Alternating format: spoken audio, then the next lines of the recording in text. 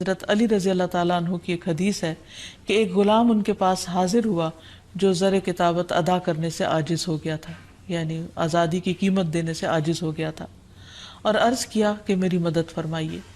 حضرت علی نے فرمایا کہ میں تمہیں ایسے کلمات سکھاتا ہوں جو رسول اللہ صلی اللہ علیہ وسلم نے مجھے سکھائے تھے، اگر تمہارے اوپر پہاڑ کے برابر بھی قرض ہوگا تو بھی اللہ تعالیٰ تیری طرف سے ادا کر دے گا۔ یوں کہا کرو، اللہم اکفنی بحلالک عن حرامک واغننی بفضلک عمن سواک۔ اے اللہ مجھے حلال مال دے کر حرام سے باز رکھ اور مجھے اپنے فضل سے اپنے علاوہ دوسروں سے بے نیاز کر دے۔ اسی طرح ایک اور روایت میں آتا ہے، حضرت انس سے روایت ہے کہ رسول اللہ صلی اللہ علیہ وسلم نے حضرت معاذ سے فرمایا، کیا میں تمہیں ایسی دعا نہ سکھاؤں جس کے ساتھ تم دعا کرو اگر تم پر احد کے پہاڑ برابر بھی قرضہ ہو تو اسے اللہ تعالیٰ تم سے ادا کر دے گا۔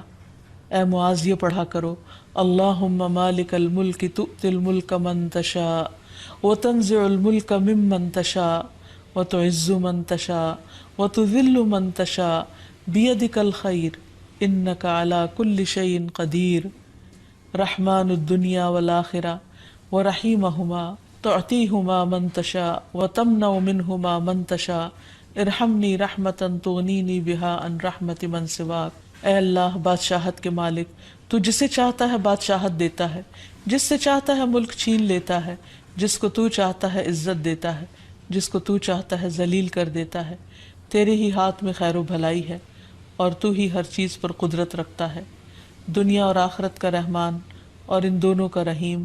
تو جسے چاہتا ہے دنیا اور آخرت دیتا ہے اور ان کو جن سے چاہتا ہے روک دیتا ہے، مجھ پر ایسی رحمت فرما جو مجھ کو تیرے علاوہ کی رحمت سے بے نیاز کر دے۔ نبی صلی اللہ علیہ وسلم کی دعاؤں میں سے قرض سے پناہ مانگنے کی دعا بھی تھی۔ نماز کے بعد یہ پڑھتے تھے، اللہم انی اعوذ بک من المأثم والمغرم۔ اے اللہ میں گناہ اور قرض سے تیری پناہ مانگتا ہوں۔ کسی نے عرض کیا، یا رسول اللہ صلی اللہ علیہ وسلم آپ قرض سے اتنی پناہ مانگتے ہیں؟ آپ نے جواب دیا، جب آدمی مقروض ہوتا ہے تو جھوٹ بولتا ہے اور وعدہ کرتا ہے تو خلاف ورزی کرتا ہے۔ پھر سونے سے پہلے کی دعائیں جو ہیں ان میں بھی قرض کی ادائیگی کی دعا ہے۔ پھر اسی طرح سفر میں بھی قرض سے پناہ کی دعا ہے، کیونکہ مسافر کی دعا قبول ہوتی ہے۔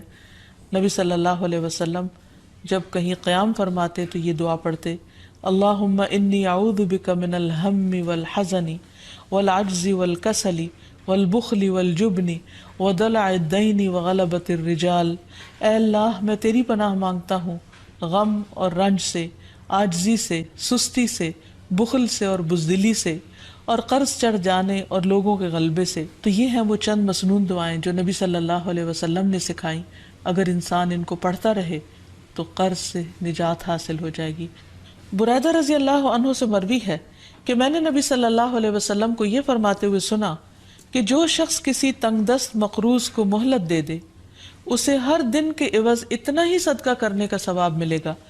پھر ایک اور مرتبہ سنا تو نبی صلی اللہ علیہ وسلم نے فرمایا، جو شخص کسی تنگ دست مقروض کو مہلت دے دے اسے ہر دن کے عوض دگنا صدقہ کرنے کا ثواب ملے گا۔ میں نے عرض کیا، یا رسول اللہ صلی اللہ علیہ وسلم پہلے میں نے آپ کو ایک گنا پھر دگنا ثواب کا ذکر کرتے ہوئے سنا تو نبی صلی اللہ علیہ وسلم نے فرمایا، قرض کی ادائیگی کی مہلت کا وقت آنے سے قبل اسے روزانہ ایک گنا صدقہ کرنے کا ثواب ملے گا، اور قرض کی ادائیگی کی میعاد گزرنے کے بعد مزید مہلت دینے پر دگنا ثواب ملے گا۔ تو اس سے یہ پتہ چلتا ہے کہ جتنی جو مقروض کو ڈھیل دیتا ہے اس کے لیے اجر اتنا ہی زیادہ بڑھتا چلا جاتا ہے۔ پھر قرض کا اجر جنت کے دروازے پر بھی لکھا ہوا ہے۔ رسول اللہ صلی اللہ علیہ وسلم نے فرمایا، ایک آدمی جنت میں داخل ہوا، وہ کیا دیکھتا ہے کہ اس کے ایک دروازے پر لکھا ہوا ہے کہ صدقہ کا ثواب 10 گنا اور قرضے کا ثواب 18 گنا ہے۔